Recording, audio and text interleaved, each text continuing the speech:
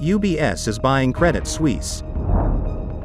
France and Germany will give away 60,000 free train tickets. COVID restrictions still widely vary in different parts of Europe. Mercedes set to invest billions in e-vehicle plants. Harvard diet may be the standard for living a long and healthy life. Top 5 fastest growing economies in Sub-Saharan Africa. Adam Sandler awarded the Mark Twain Prize. Germany taps robots for elderly care.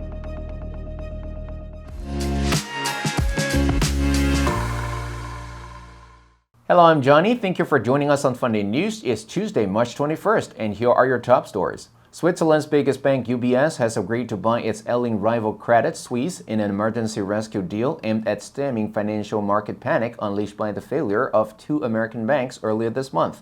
UBS is paying 3 billion Swiss francs, or $3.25 billion, for Credit Suisse, about 60% less than the bank was worth when markets closed on Friday. UBS and Credit Suisse rank among the 30 most important banks in the global financial system, and together they have almost $1.7 trillion in assets. The bankruptcy of a global systematically important bank would have caused irreparable economic turmoil in Switzerland and throughout the world. The Swiss National Bank said it would provide a loan of 100 billion Swiss francs, or $108 billion, to UBS and Credit Suisse to boost liquidity. Credit Suisse shareholders will be receiving the equivalent of just 0.76 Swiss francs in UBS shares for stock that was worth 1.86 Swiss francs on Friday. Soon after the announcement late on Sunday, the U.S. Federal Reserve, European Central Bank and other major central banks came out with statements to reassure markets that have been walloped by a banking crisis that started with the collapse of 2 regional U.S. banks earlier this month. If you are looking to travel between France and Germany this summer, you could be in luck. 60,000 free train tickets are being made available to young people later this year. The goal of the initiative is to encourage travel and build a cultural exchange between France and Germany. In a joint statement, the 2 countries' transport ministers, Clement Bonnet and Volker Wissens, said it's to celebrate the 60th anniversary of the LSE Treaty. 60,000 tickets will be made available free of charge. The tickets are available to those aged under 27. National Rail Services Deutsche Bahn and SNCF will financially support the scheme. Travelers hoping to take advantage of the scheme will likely have to enter a lottery for the tickets. Half of the tickets will be available in France and half in Germany. They will allow young people to take the train to the other country and then travel around while they are there, much like an Interrail ticket. Further details of who will be eligible and how to apply have not yet been released. So, what should you do if you catch COVID while traveling in Europe? France no longer has any COVID-related travel restrictions. This means travelers arriving into the country, mainland or overseas, do not have to present a COVID certificate, complete any document testifying to not having the virus, or take any tests. Rules vary in Germany depending on regions. Some advise those who test positive for COVID-19 to self-isolate, whereas in other regions it is mandatory. There are currently no entry restrictions for those wishing to visit Germany. FFP2 face masks are currently obligatory in hospitals and in medical centers but no longer on public transport. In Greece, it is no longer mandatory, but travelers are still advised to self-isolate for 5 days if they catch COVID-19. If you have to use public transport whilst infected, you must wear a FFP2 face mask. However, if you test positive in Italy, but are asymptomatic, you must self-isolate for 5 days. Reuters reported Mercedes will invest billions of dollars to modernize its plants in China, Germany, and Hungary over the coming years. The car maker will start work on the Rostock, Germany plant over the coming months and will produce the first model of the compact vehicle platform MMA from 2024. The number of models produced there will be cut to 4 from 7. Mercedes has said it will be ready to go electric by the end of this decade, where market conditions allow. Magazine Automobile Watch cited the production manager of the luxury car maker Jörg Berzer as saying, "We are investing a 3-digit million amount per plant for the run-up," adding that these investments will be at the plants in Beijing, Rastatt in Germany and Kecskemét in Hungary. The European Union has set a goal to halve CO2 emissions per passenger car over their life cycle by the end of this decade compared to 2020 and is seeking agreement on a 2035 deadline to end the sale of fossil fuel cars.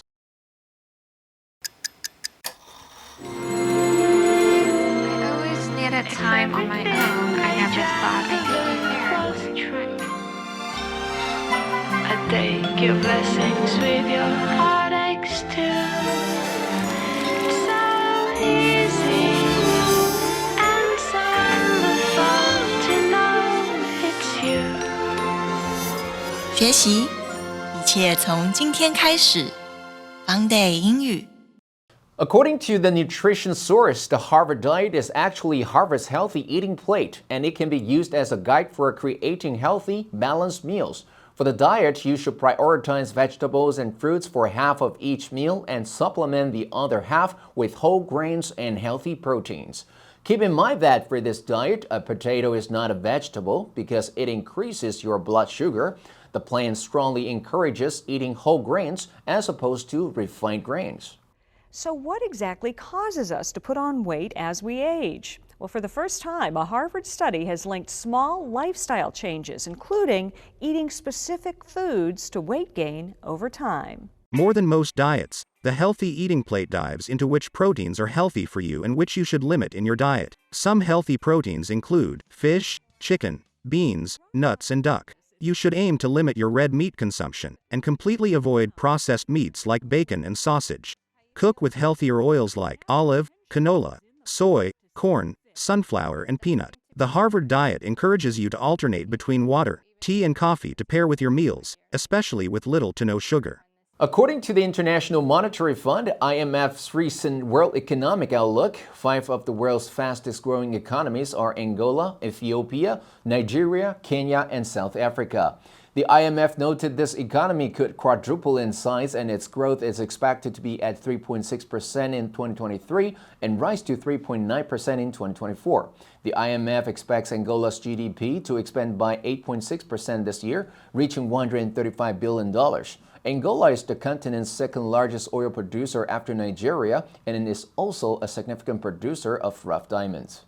The wealth of the Luanda elite was, simply put, extraordinary. According to the IMF, Ethiopia is set to replace Kenya as the fourth largest economy in Sub-Saharan Africa. The IMF predicts Ethiopia's GDP will reach $126.2 billion this year, expanding by 13.5%. As the largest economy on the continent, Nigeria maintains its top spot in Sub-Saharan Africa's economic rankings. The IMF predicts that South Africa will retain its position as the second largest economy in Sub-Saharan Africa, while the IMF predicts that Kenya's GDP will reach $117.6 billion this year, behind Angola and Ethiopia. Adam Sandler brought his trademark gloopy but charming sense of humor to the John F. Kennedy Center for the Performing Arts on Sunday night, as he was recognized for 3 decades of writing, acting, and directing with the Mark Twain Prize for American Humor. He's the 24th comic to be awarded one of the industry's top honors, which has annually celebrated a heavyweight in American comedy, from film and television's greatest comedic actors to social critics and playwrights. I told my daughters, Sadie and Sonny, who were 16 and 14, I didn't write a speech, and they said phrases like rude and you're mean.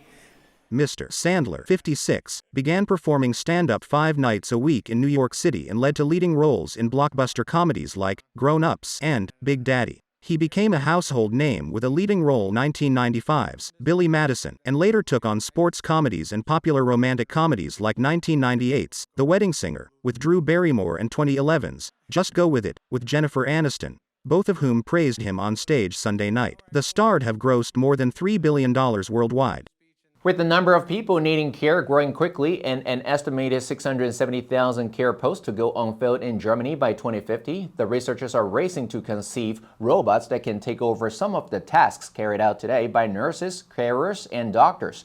Scientists from the Technical University of Munich and Stanebach at the Munich Institute of Robotics and Machine Intelligence developed a humanoid robot Garmy to perform diagnostics on patients. It can also provide care and treatment for them. Aber man kann ihnen sagen, es hilft ihnen, wir haben zu wenig Pfleger. Garmy is a product of a new sector called geriatronics, a discipline that taps advanced technologies like robotics, IT and 3D technology for geriatrics, gerontology and nursing. The machine could offer a more personalized service at home or in a care home, by serving meals, opening a bottle of water, calling for help in case of a fall, or organizing a video call with family and friends. But one of the major challenges is not technological, medical, or financial. Rather, it remains to be seen if most patients will accept the robot. FUNDAY News will help you sharpen your English skills and keep you informed about international current events. If you want to know more about our other programs and keep learning about the world's most important topics in English, please click the link in the description below to join FUNDAY for free. I'm Johnny Wu, your host. I'll see you next time.